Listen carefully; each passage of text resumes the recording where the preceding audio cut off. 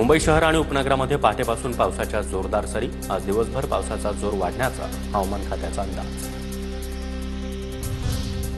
म्हाडाकडून 5285 घरांची लॉटरी। अर्ज करण्यासाठी 28 ऑगस्टपर्यंत मुदतवाढ।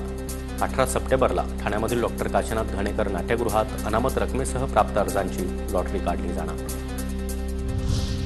मुंबईतील एअर इंडिया इमारतीचा ताबा अद्यापही सरकारकडे नाही। राज्य सरकारनं अद्यापही खरेदी प्रक्रिया केली नसल्याचं समोर। राज्य सरकारनं 1601 कोटी रुपयांना एअर इंडियाला दिलेली नाही।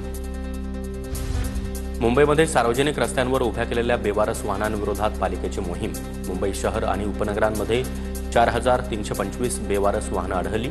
त्यापैकी 3153 वाहन मालकांना पालिकेची नोटीस। मुंबईत पीयूसी नसलेल्या 3600 वाहनांवर कारवाई। आरटीओनं केलेल्या कारवाईमध्ये 8,70,000 दंड वसूल। 1 जानेवारी ते 12 ऑगस्ट दरम्यान ही कारवाई करण्यात आली।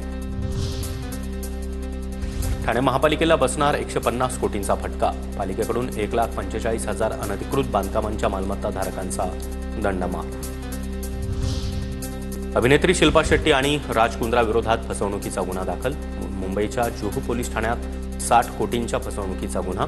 शिल्पा आणि राज यांना लवकरच समन्स पाठवला जाण्याची शक्यता। मुंबई महापालिकेच्या कुलाबा मार्केट इमारतीमध्ये आजपासून वर्ग भरणार। एजी सावंत मार्गावरील पालिका शाळेच्या प्राथमिक आणि माध्यमिक दोन्ही शाळांच्या इमारती धोकादायक। त्यामुळे 1189 विद्यार्थ्यांसाठी मनोहरदास शाळेमध्ये वर्ग भरणार। मुंबई गुन्हे शाखेकडून सायबर फसवणूक आणि ऑनलाईन गेमिंगच्या आंतरराष्ट्रीय टोळीचा पर्दाफाश।